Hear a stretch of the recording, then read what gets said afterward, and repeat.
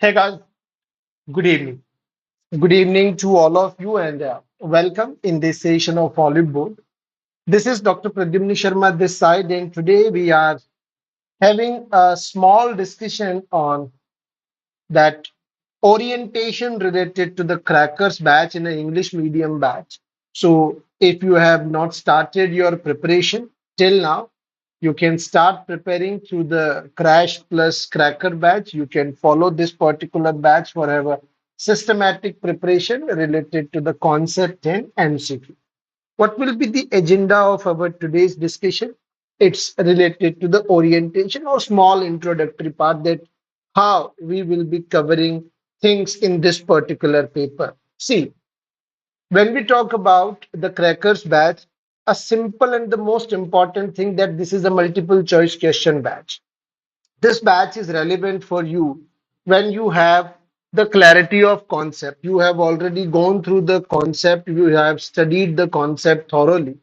In that scenario, we can follow the crackers batch effectively. So in the crackers batch, we will be covering MCQs and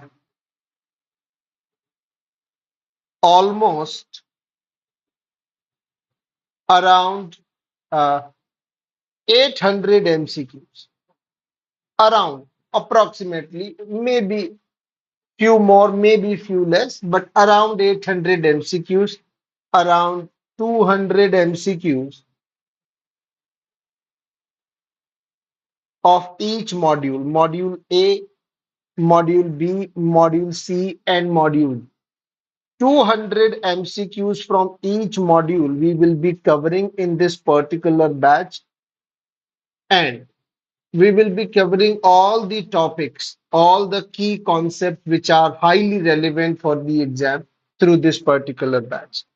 Now, because this is a session on YouTube, so you can download that PDF from the app through the courses tab. If you scroll down in the courses tab, you will easily find the YouTube PDF on that particular tab. By scrolling down, date wise, you could easily identify these.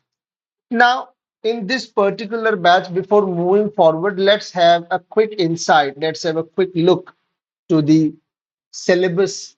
When it comes to the module A is all about basics of accountancy. All the basics related to accountancy will be there in module A, and we will also start our crackers batch in this sequence. First we will do A, B, then C, and then D. That is the sequence we will follow in this crackers batch for the MCQ. We will try to cover around 40 MCQs in a day uh, in the batch, at least 40 questions. Sometime if there is a numericals or case studies in higher in number, then it is possible that a little low a quantum will be there in terms of questions, but we'll try to cover at least 40 in an hour. Okay. So module A is all about basics of accounting and few very important topics which we cannot avoid when it comes to preparation. So I'm using this opportunity to just tell you those most important topics of your syllabus. That accounting standards, you have to remember the list. If inside the accounting standard, if we are unable to go inside it, it's okay. But we have to remember the list of the accounting standards. Then most important topic in module A is basic accounting procedures. You can't skip it. Then we can't skip bank reconciliation. We can't skip rectification of error and adjustment entries. We cannot skip in any case the depreciation. Then uh, audit we cannot skip in any case, and few important topics from bill of exchange we can't avoid. So it's not like that you need to have the command on complete chapters. In the chapters also there are some topics which are highly relevant for your exam. Those at least have to be prepared with great command, with great compassion and with great regularity. Then we have the higher chances to score 60 plus in this paper. So module A is around 25 to 30 marks in your syllabus.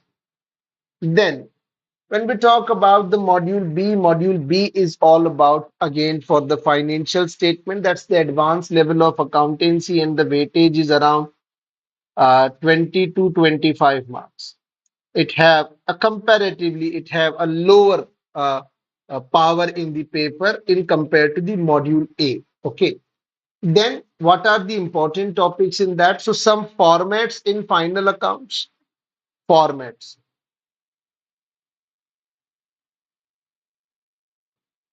Then company accounts is highly important. Then cash flow you can't skip. And again, formats in final accounts of banking company, only formats. These are again unavoidable topics for you. Then when it comes to the third module, that's financial management. Financial management is again have the weightage of 25 to 30 marks and it is a numerically intensive topic. You even can't compromise, a slight compromise from any of the topic or average preparation of these topics may harm your result. So this is a module you need to have a very exam oriented command. You don't need to be an expert in every topic. We need to have the command based on our examination. So ratio analysis, a topic of at least 3 marks. Then computation of annuities, very important. Then computation of bond. Now in bond valuation, we can go for selective. In this, selective preparation may help you. In forex, selective preparation may help you easily. You need not to deep dive into these topics like bond valuation and forex, but your examination prospective topics have to be covered. That at what type of question IIBF regularly asks from these topics. Then cost of capital, again a formula driven topic. Then capital budgeting, few methods of capital budgeting, specifically things related to finance lease. Again, highlighting, I'm just highlighting few topics from these complete chapters. Like I told you, only financial lease. If you prepare the financial lease only, 3 out of 2 marks from this lease topic you could score easily. Then Attendant committee report and operating cycle calculation. These two things from working capital management, you can easily score good marks out of it. So these are the topics which we have to focus very seriously when it comes to the preparation in financial management. Then module D is all about tax and costing. So taxation and costing. See, taxation, income tax and GST. Income tax and GST again, uh, a portion which is around 12 marks in your exam. 12 marks in your exam if you like devote 3 days with me in the batch, in the crash and cracker batch, if you devote 3 days for the tax with me, those 12 marks are surety for you. You will score 12 out of 12 in these taxation part. Then in costing, costing method and marginal costing are two most important topics. Again, marginal costing is all about formula based discussion. Now, this is the syllabus and the most important part. Now, how we will follow it? What type of questions you have in your examination? So, because this is a multiple choice question batch, so we have to focus on the examination pattern. Now, this is just before like 28 30 days before your exam. It's good to have the idea that what are the probabilities. Obviously you guys are aware that there are three types of marking. Till the previous exam there were three types of marking in your exam: half marks questions, 1 mark questions, and 2 marks question. These three type of questions appear in your exam. Now all these three type of questions you can have multiple variety. First is direct MCQ. Direct MCQ means that almost 60% of your paper will be based on direct conceptual thing. If you know that thing, you have the correct answer. If you don't know, then it will be a guesswork for you. So it's not like you need to apply something or you need to think critically. No, just a direct question, simply meaning of something, simply impact of something, simply the treatment of something, direct MCQ. Second category will be application based questions. Application based MCQs are those questions where you have to apply a certain concept. A certain concept you have to apply on particular thing. Let's be a little aggressive in exam pattern. Say for example, this time IIBF reduces the weightage of direct MCQ. So if for example the direct MCQ weightage becomes 40%, let's assume that IIBF is going to make this paper difficult for you. Even in that case also, application based question, always remember that application based questions are directly related to the concept. If you know the concept, you can answer that what if analysis. In application based questions, actually what they ask from you, they ask what if this happens to this company. As an accountant, how would you decide it? How would you treat that particular transaction? Those type of things they ask in uh, application based questions. Then most attractive to every banker, that is numericals. 15% of your paper will be of like simply numerical based. So normally 15% part will be based on numericals, not more than that. Considering the previous uh, experiences, if they want to increase, see, they want to increase the numericals. Obviously, when they increase numericals, they have to decrease the application base. That's quite obvious. Then after that, there will be few questions based on statements around let's make it 25% and let's have it as a 10%. So statement based and then there is a case study driven. So all these type of questions, I will give you an idea. We will practice few questions shortly. Stay with me. I will provide few questions of each category so that you have that idea that what does it mean by application and what does it mean by numerical and case study and statement. Okay, so this is your examination pattern. This is how 100 marks paper will be there. You can convert them into the marks also. That 40 marks will be directly from the MCQs, 25 marks from application, 15 marks from the numerical, 10 from the statement driven and case studies is of 10 marks. So if you have any doubt, any query in any of these patterns, please tell me.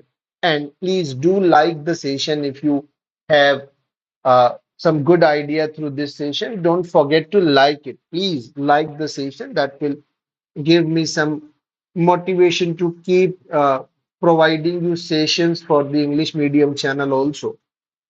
Now, this is the first category. This is the first category. This is called statement based questions. This is the first category. So, like for example, under the conservatism principle, unrealized profits are not recorded. So, again, whatever is the category of question, whatever is the language of the question, if you know the concept of conservatism, then believe me, you will be easily able to answer it. So Under the conservatism principle, unrealized profits are not recorded. That sounds good to me because that principle tells us that way only that you should not record the profits until they are realized. Anticipated profit should always be disclosed for the decision. Now, that statement type of question, whenever you answer, there should be a step-by-step thought process in your mind. First of all, think that is the both the statement are correct or not. If both the statement are correct, then you have to think for the second step. In any sense, are these two are related to each other? Then if they are related, then you have to think for the third step, that is it possible that the reason is actually explaining the assertion? Is the reason is the explanation of the assertion? That should be your step-by-step thought process. But in that case, reason is not correct. Because reason is not correct, our answer will be C. Assertion is true, but we will not show the anticipated profits because anticipated profits have no role in decision making process. So C is our correct answer. Second question of the same category. So I will at least provide you few questions so that you have better idea. Like Indian Accounting Standard 109 ECL replaced the incurred loss model. Okay, so see, now this is a question which is a little deeper in the explanations of Indian accounting standards. But this Indian Accounting Standard 109 is very important for you. Why? Because this particular Indian Accounting Standard will replace NPA provisions in future when it becomes applicable on the banking sector. It will replace the NPA, and NPA is not incurred loss. NPA is the possible loss. NPA does not means that it is already considered as a loss asset. No, it is not an incurred loss model. It is a potential loss model. It will replace that. Second, ECL aligns with the international IFRS practices to anticipate credit risk earlier. That is correct for me. But assertion is wrong, but reason is absolutely correct. So, because the incurred loss model, something which tells us that loss is already happened. So, it's expected credit loss, not the already incurred loss. In the statement kind of question, there is another category. In that case, they will give you like 3 or 4 statements and they will ask how many of them are true. You can answer these type of questions when again you have the good control over your conceptual knowledge. So that's what I always tell you, that MCQ practice should be your second priority. Your first priority, that first of all you have to make sure that your conceptual strength is strong, like money measurement concept. Related to the money measurement concept, these 4 statements are given. Which one of them are correct? So only transactions measurable in money are recorded. Inflation impact is included in valuation of assets. Manager's health is recorded if it's affect its business. So money measurement tells us that we should not record a transaction which is non-financial in nature. So manager's health will not be recorded. Similarly, inflations are also not recorded as per the money measurement concept. But A first and fourth, these are the two correct statement, that all financial data must be in a common currency unit. Only then you can record it. And first one is only measurable in money will be recorded. So second and third is an incorrect statement. We studied the second and third in classes also. Then the fourth question, identify the correct statement about the matching concept. So related to matching concept, if you have studied the matching concept, you know that matching concept tells us that your current income should belong to the current expenses, not the future expenses. So statement 1 is wrong. Form basis for the deferred revenue expenditures. Let's see that's is correct or not. Adjustments are made because of the matching concept. That's absolutely correct. Supports preparation of profit and loss account. That is also absolutely correct. So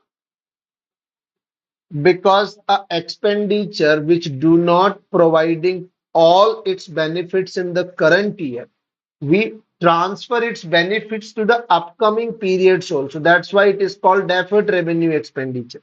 So two, third, and fourth. These three expenses, these three statements, sorry, are absolutely correct related to matching concept. Then the third category.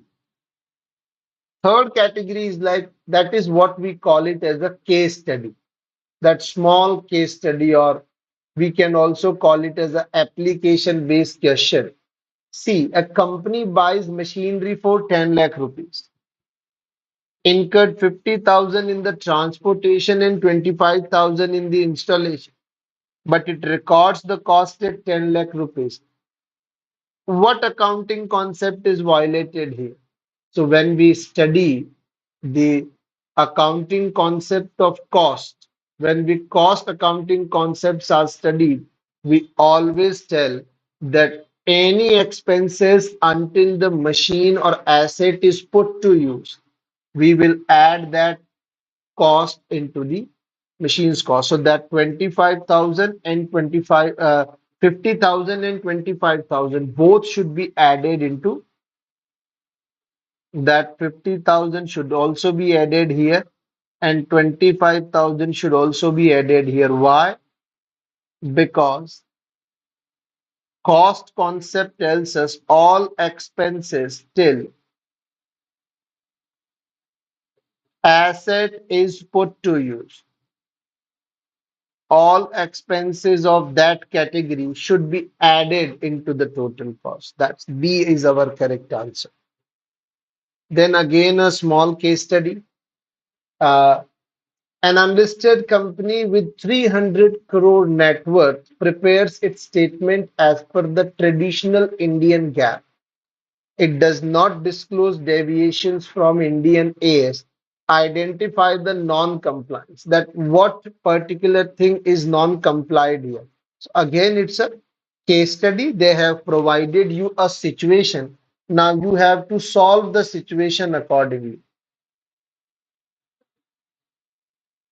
See, so the answer will be that section 129 subsection 5 of the Companies Act is violated here. It tells us that if you are not complying with any of the accounting standard, you have to disclose because it does not disclose. So 29 subsection 5 tells us, 129 subsection 5 tells us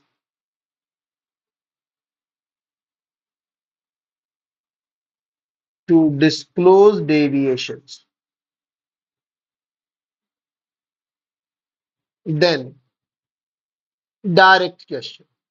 A straightforward question. This type of question they will ask in exam. What does the term double entry system indicate? The term double entry system indicates what?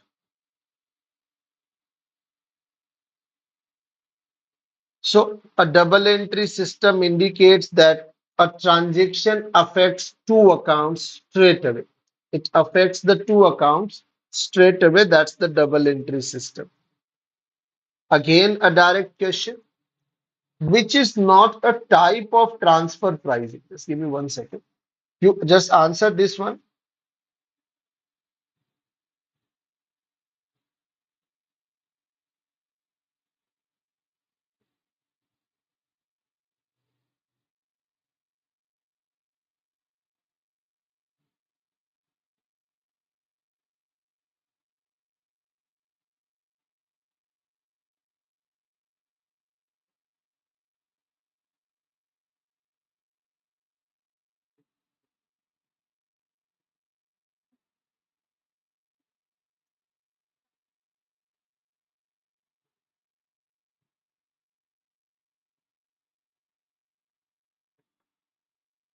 Which one is not a type of transfer pricing?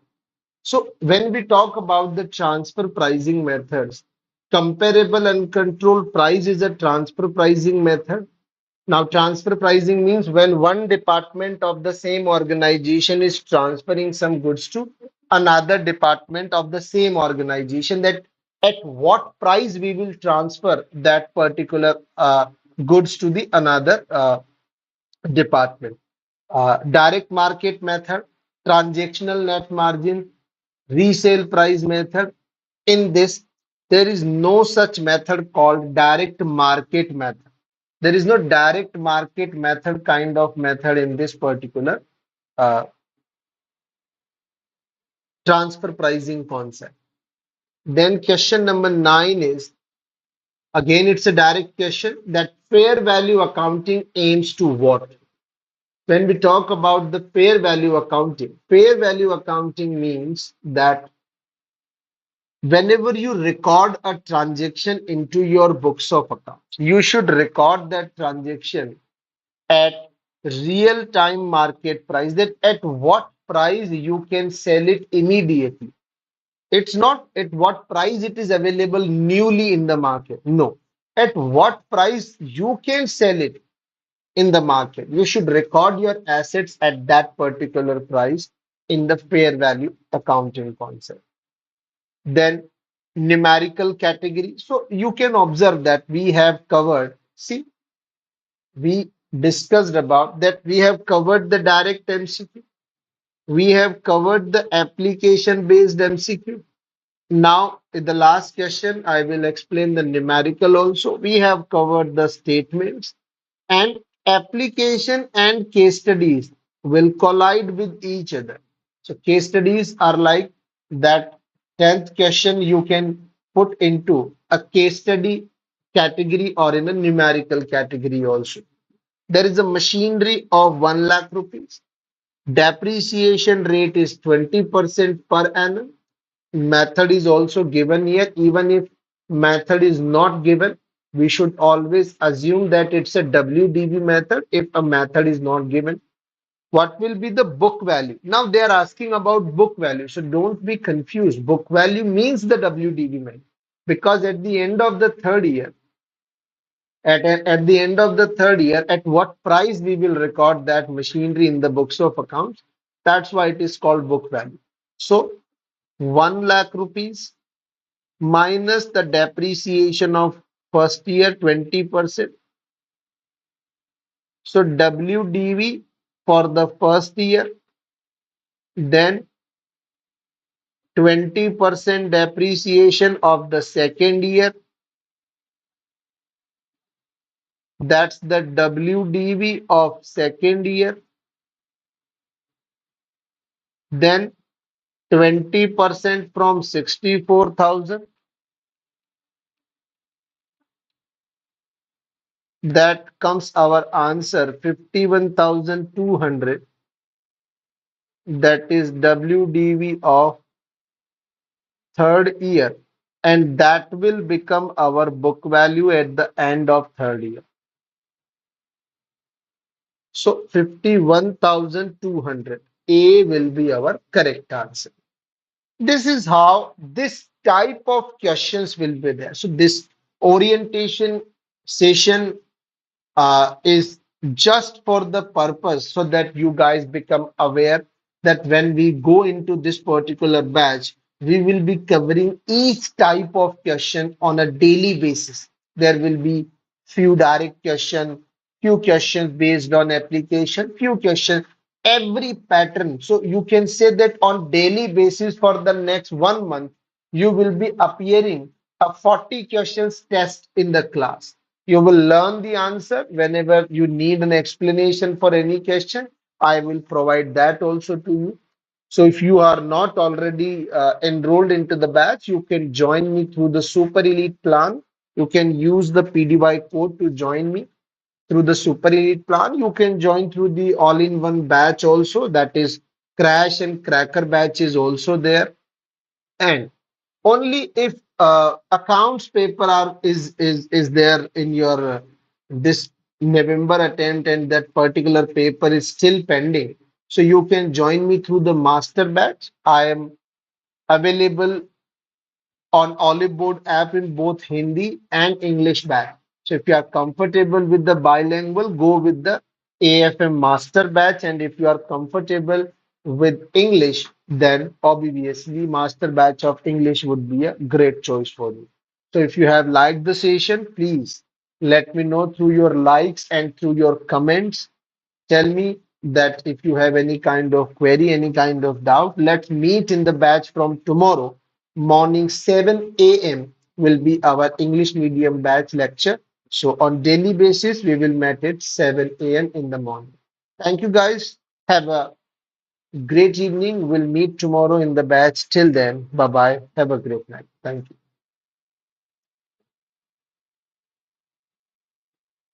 Don't forget to like the sessions. And if you are new to the channel, please do subscribe. Thank you guys. Thank you very much.